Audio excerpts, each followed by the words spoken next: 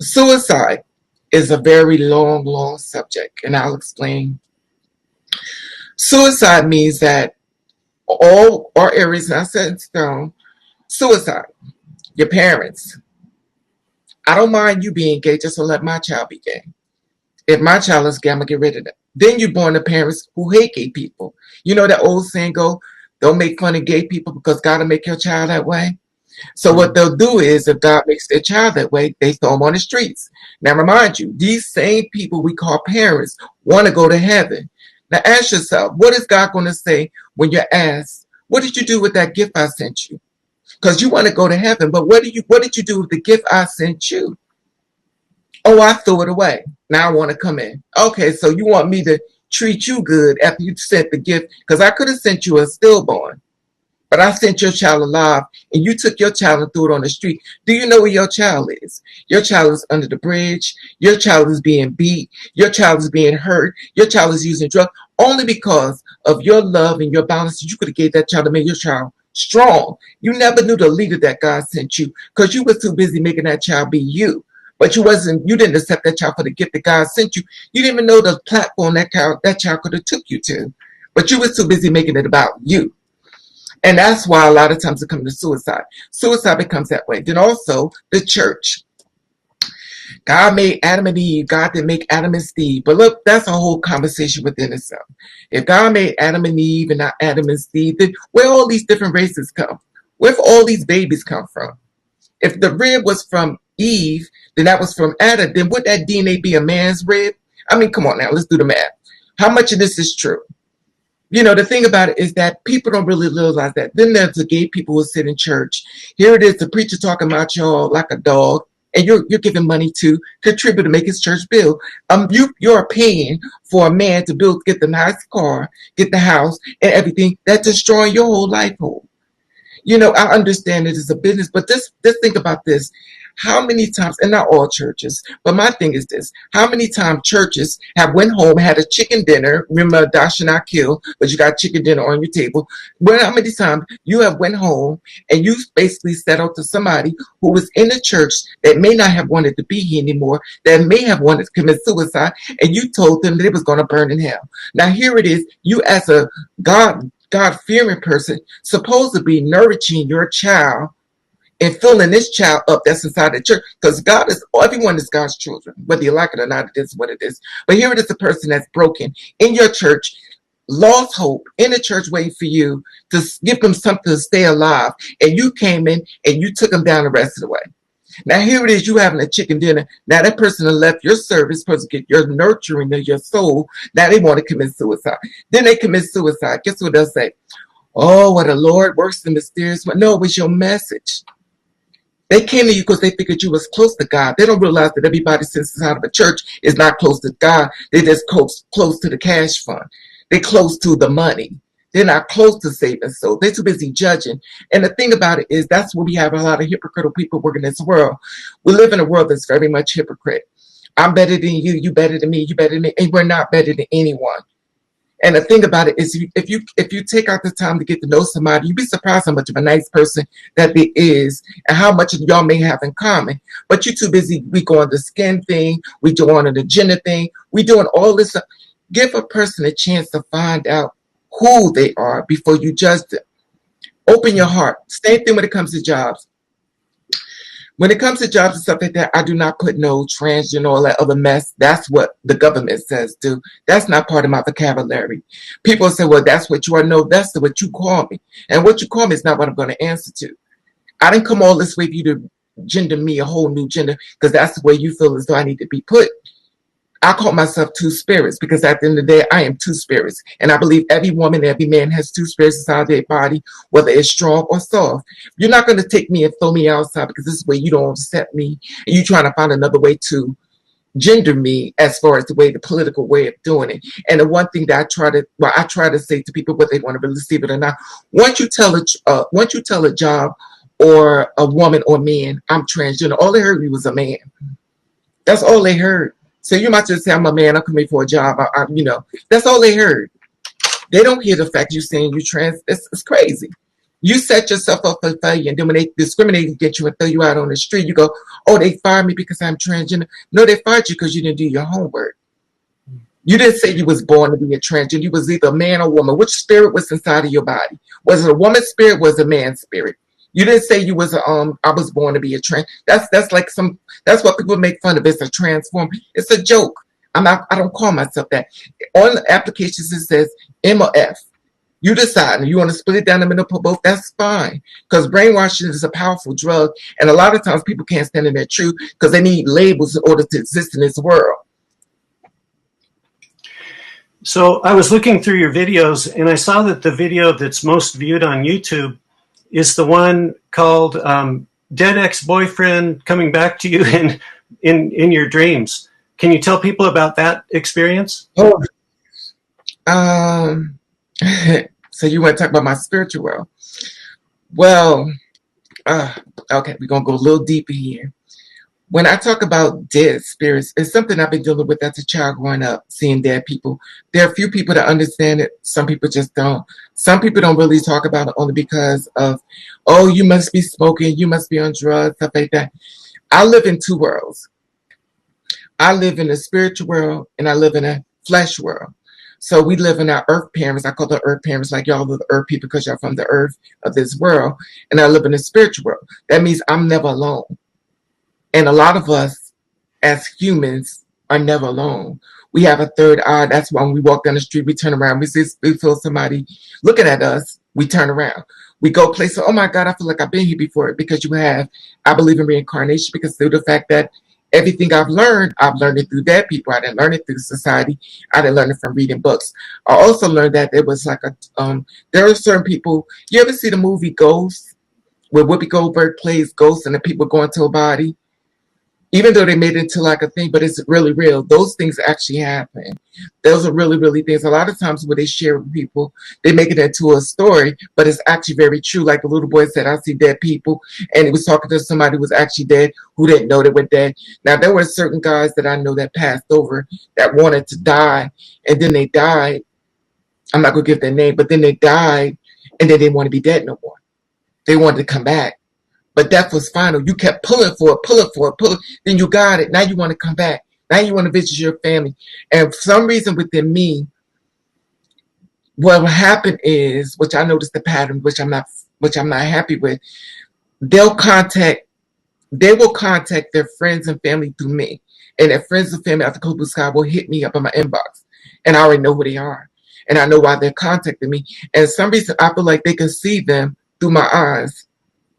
Like they may not can't talk to them, but they can see them. Remember how Whippy played the ghost and she would talk and you can see there's very much spiritual people out here in this world with you right now.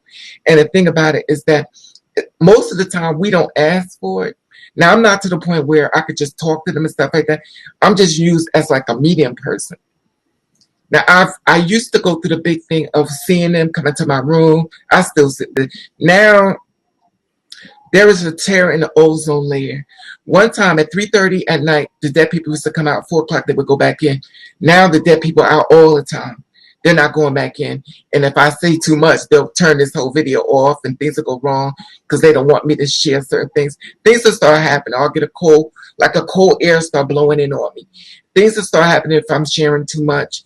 And it's nothing I can do. That's why some people worry about being murdered. And I'm always worried about how is it going to happen to me? Is it going to be somebody that I can't see that's going to come in? Because you ever hear people that die and they don't understand they die in the house? Because a lot of times when you are a hurt person, you pull spirits to you. We live in a very spiritual world. You're a spirit, I'm a spirit. We're a spirit inside of a flesh. We call this body. And once we leave this body, our new body is ready. It's a lot more deep I could go into. It's a long thing into it. It's real deep, but right. That gives you an idea. So do you think that now, you mentioned, I think that you've been living this life for 13 years, and is now 2020 the most difficult year you've had in terms of discrimination or just the worrying when you go out into the street that something might happen, or have there been worse years? What is the thing with me? I think, I think my personal opinion, I could be wrong. I think when you are no disrespect, but when you are a man like you and you transition to because you feel, you want to be. Now you are a cis looking man. So a lot of things I may go through, you will never go through. And I think a lot of times when you're a cisgender looking man, look straight, and then you go into this world as far as trans, it's difficult for you. That's why a lot of times they detransition. Oh, I could never be a woman. I could never be because people work on you so bad that you'll detransition back. The thing about it is you have certain, what's it called, privileges that you will have to give up in order to become, this way. And the thing about it is that you don't really realize it until you're on this side. Then you start seeing the dark edge of the whole thing. It's like being in prison now, you know what's going on because now you're there. And I think that when you are a person like myself that's never been accepted, I had nothing to lose. You gotta love me in order to pull away from me. But if you never love me, I don't lose anything. So I always been discriminated against. I'm always going to have these problems when it comes to me because I've never had the options of being accepted. So for me, I can go the long road because at the end of the day, you never accept me. You got to love me and then pull it away from me to make me lose it. If you never love me, then how am I ever going to lose it? Yeah, I see. Out of all the murder cases that you've discussed on your YouTube channel, are there any that have really stood out for any reason? Oh, all of them actually. All of them actually stood out because they did the same things I did. The one that kind of bothered me the most was the nurse that got stabbed to death.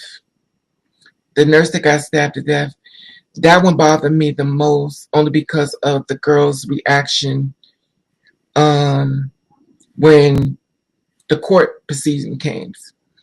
That one bothered me the most because of, let me see, when she was killed, one of the family members said her name was Dee Wiggins. She was stabbed 119 times. And that one bothered me because one of the family members said to the guy who stabbed her up, I understand your pain, what you weren't going through. She said this to the killer who stabbed her up. The guy that allegedly stabbed her up inside the. Okay, this is the thing.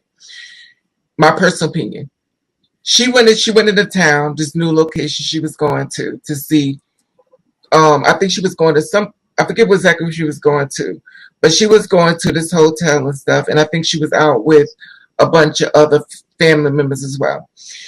He decided to come meet up with her. Now it was something totally different than just going to a hotel. She was going to visit. So he came to meet her up and stuff. A lot of times guys hit you up like behind the scenes and stuff like that. That's not unheard of. So here it is. What they'll do is, this is how it goes. Hey Ma, how you doing? I like girls like you. You're very beautiful. I like to meet up with you. I'm not like other dudes. Don't judge me by the other dudes. Give me a chance. I'm different. I love girls like you. Y'all are so beautiful. Then she got her guard down. For once, she feels like here it is a man that's going to be in my life that's going to accept me. I don't know if we're going to be together for life. I don't know what's going to happen. But he let me know he has no problem with me. Now we get to the house. She ends up stabbed 119 times. Let's ask her what happened. You stabbed her 119 times. They said, oh, she didn't know. He didn't know what she was. This is my thing. I'm not saying we walk around with a halo over our head, but at the end of the day, you go into a hotel with a man. Somewhere along the line, the conversation had to be held that you know what she was. Then not only did you stab her up, you robbed her. So here it is that you robbed her after you stabbed her up, that you didn't know what she was. And a lot of times when girls are out there, girls are targets because they feel as though they've been given the alibi of, oh, I didn't know what she was. Now here it is, you go to court after being set up, in my personal opinion, that she knew what was up, went there and stabbed her up, and then killed her. And then the family member tell him I'd like to apologize, and I understand what you're going through. Your sister just got murdered, but you want to tell him you like to apologize? I feel sorry for you. And that bothered me. I was like, even if I didn't get along with my sisters and brother, I will not tell somebody who just killed them that I understand what you're going through. Mm. How could you ever understand? I don't care if I got mad at whoever I got mad at, my family members. If I'm mad at you, I'm mad at you. I don't want anybody to kill you. I'm mad at you. But for me to sit back and talk to somebody who killed you and then tell you that I understand, I don't see that. Yeah, that's crazy. The case that really jumped out at me was the one from Brazil. This was Dandara dos Santos, a 42-year-old transgender woman. Do you recall that one? If you recall that one, can you tell our viewers about that? Wait a minute. What's her name? Is she the one from in the bathroom, or is she the one that came into our house? The one in the back lot. She was stripped, thrown into a wheelbarrow, beaten with shoes, stones, wooden planks. That's the house. That's the house. That's the house. She was in her house. I think it was 5 guys busted to her house, pulled her out, beat her up, put her in a wheelchair, not a wheelchair, a wagon. After beating her up, put inside the wagon, she's falling back. They kept hitting her face with bricks, and then they took her off somewhere else to kill her. They killed her. Yeah, I had trouble it's such a horrific attack. I didn't really, it's hard to comprehend. I saw that 5 people were convicted and they got prison terms of 16, 17 years, in that range, 14 to 16, I think. But right around that time, that was, this is actually a little later. One of your videos also caught my attention where you were talking about transgender women who were hunted down. Can you explain what you meant by that? Okay. Let me see. But the thing is that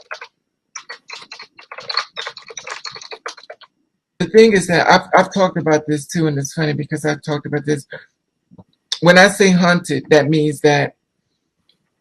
Okay, here we go. When I say hunted, it was a guy by the name of Orlando Perez, 18 years old. Now, what happened was within this story was that it was a girl that was trans. She told him that she was trans. And let's say allegedly, Orlando Perez met up with the 37-year-old Selena Ray Hernandez around 5 a.m. on May 31st and walked back into her house basement apartment, an apartment building where the members of the family also lived. The police said that the Perez realized she was trans. He became upset and left the residence. The offenders became very upset. He left the residence. He became more upset, and then he came back to the residence and then he brutally murdered her. Now, the reason why I have a little problem with that, I have a lot of problems with it, but the reason why I have a bigger problem with that is that, so allegedly, she said she was trans, so that's why he left. Now, if he left because she was trans, then why did he come back? He came back to kill, but this is the weirdest thing. Please make this make sense to me. Now here it is. I'll show videos and stuff of him following behind her, 5:30 a.m. in the morning. So he's following behind her. He's walking in the back. That's what guys do.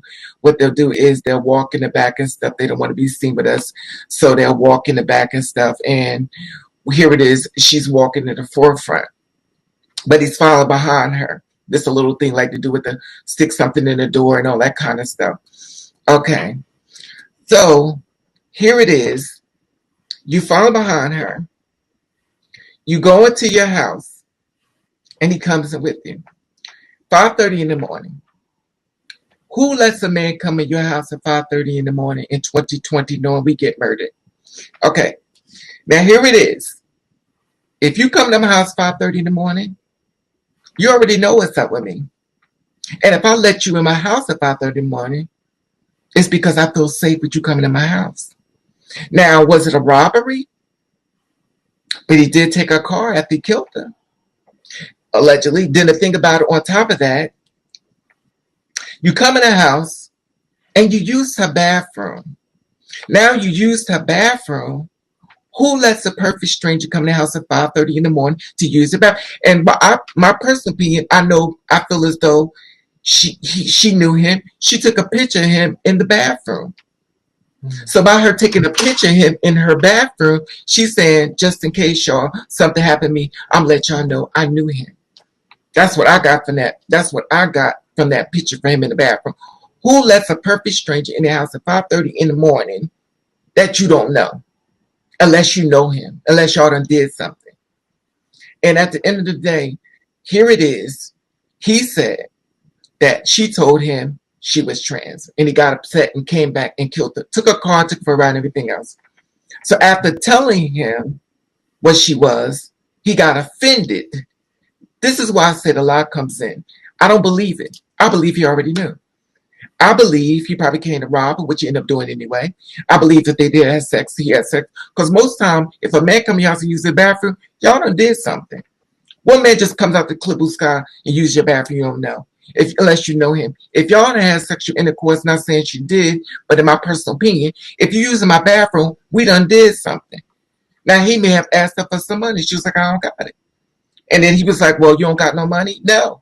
Because this also happens to the girls get robbed. And if you don't have enough money because they feel like they're sex worker in KCB, says they feel like you got money, I'm going to rob you and kill you. It happens all the time on Instagram where people show their money, they get murdered. Same thing they did with Toxic 10 Toxin. They killed them. The thing about it is that here it is. They know that the girls, I'm not saying that's what she was, but I'm saying that I feel as though she knew who he was. She knew who he is. He's 18 years old. She's now murdered. Now, here it is. She took a picture of him in her bathroom. I'm thinking in my mind, she's saying, just in case something happened to me, I'm leaving evidence. Then he comes back and robs her. He steals her car. After he goes around riding, then he comes back and he says, well, I didn't know what she was. I felt tricked. And then whole social media. Oh, that's what she get. I'm like, really? So if that girl was your mother, would you be saying that's what she get? If that girl was your daughter, would you say that's what she get? Would you be saying the same thing too? And at the end of the day, you know, the thing about it is that I'm going to ride it out. It's this thing, copycat. That's what they call it.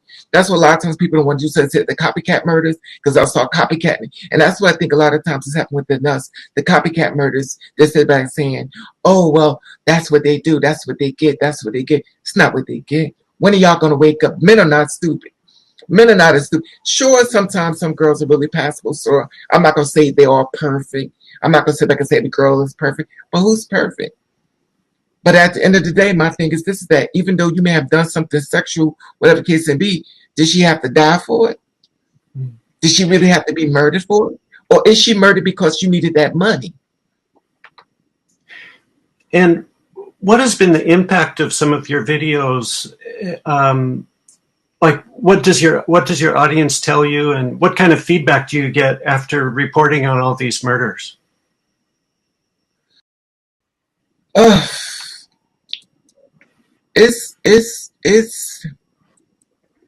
It's overwhelming sometimes.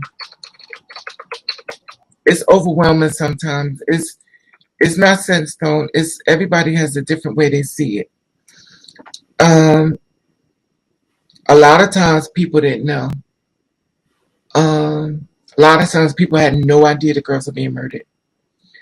They had no idea, and I brought it to their attention. A lot of gay men didn't even know it. A lot of cisgender people didn't know it. They didn't know.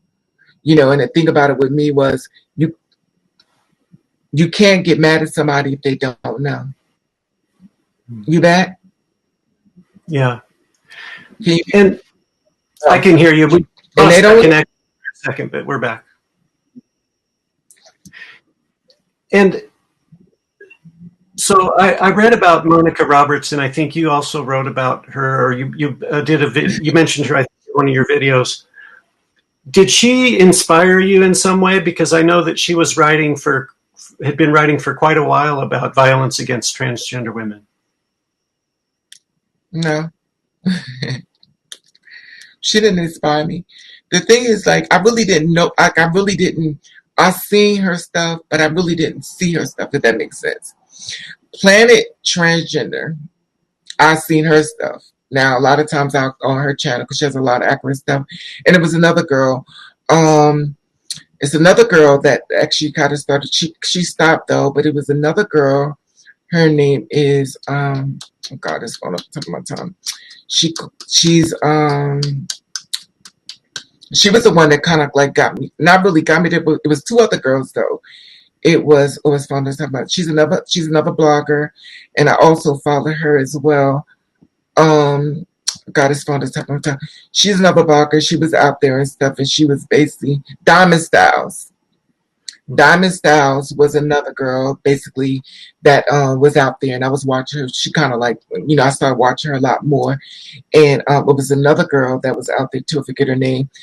Um, Diamond Styles and Planet Transgender.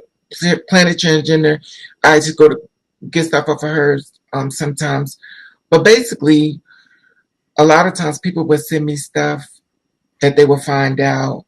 Like a lot of times, people who were knowing I was doing the stories, and there were some people who wanted their family members found, and they wanted someone to help them because they felt as though nobody in the media was helping them, and they felt like I was trying to help them. And I was like, it's like a damn if you do, damn if you don't. Now, sometimes people share stories and me ask me to help. It backfired.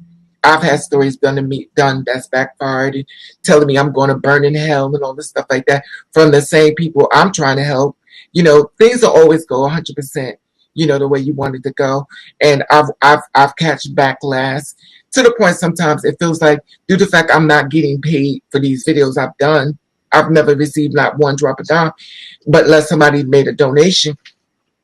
Here it is, a person that's fighting for you. But I understand how it goes because I listen to a lot of cisgender people speak, and my main mentor in my mind is Tyler Perry. I listen to him only because of he's like my teacher without teaching me. And the reason why I say this is because I do music as well. I don't know if you see some of my music, and my music has a lot about the stories I did, acting videos, stuff like that, called Tears, about sharing the stories about girls who been murdered. So I kind of did the whole music myself, self-taught. And what he taught was that put everything out there that you do in your name, but make sure you own it. So I did that.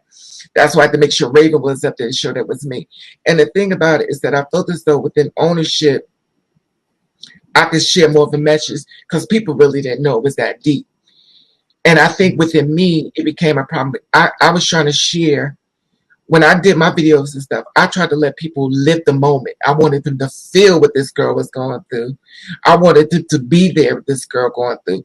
I wanted them to be there when that girl was turning around, look at that man that told her that he loves her, he cares about her, is sticking that knife in her. I want them to be there with her when that guy's taking that gun shooting her. I want them to be there with her when she turns around, he's going through a pocketbook asking her for money because she's bleeding dead on the side of the bed. I wanted them to feel what's going on through. In order for me to make them feel it, I have to make it seem like a whole, I have to present it to them. And there came a whole problem because he was like, you can't do this, you can't do that. We don't want you to use copyrights for pictures. We don't want you to do this, that. But how can we tell these girls' story if we keep trying to act like they didn't exist? These girls that's been murdered, and some men, their families needed them to come home. Their families and friends needed them to come home. It's nothing personal. It's nothing personal that I'm doing here. Like they said, well, you doing this for clickbait. You doing this because you're trying to build your channel. I'm trying to build my channel, a cemetery channel. You think I want to go to my own channel and look at dead bodies? This is not good for me. I gotten so depressed. I had to go to the doctor and get on Cinepro because the depression had worked so bad on me, and I had a slight stroke. Like I could not deal with this. And it was like, well, you just wanted to think, who wants to talk about death? Who wants to talk about somebody being murdered? All they want to do is put RIP. RIP means nothing. When are you going to go after these people that try to kill them? I put the package together, share it. Let's try to find out who's killing our sisters. I can't do it without you. I'm one person. But with your help, we can make something happen. RIP means nothing. And I watched it blow up in my face. Well, you trying to do this. I was like, you know what? One thing I learned with being a leader, the same ones you're trying to help, it's going to be the same ones that go against you. So it's not like it's going to be set in stone that it's going to work in your favor, because it's not. It's not. And just another question or two. So how do you see the future for transgender women? Do you see any signs that things might get better, or do you have any hopes that things will get better? Things will get better. Everything happens in time. The thing about it is that when you are a two-spirit woman, I feel like this. My personal opinion, women's rights, and we are under the women. Some of the women have a problem with us. Some of the women do. Everybody on my channel is not all trans. Some people, I have a lot of cis women on there too as well, that's trying to understand the thing. But we're under them. So women's rights to fight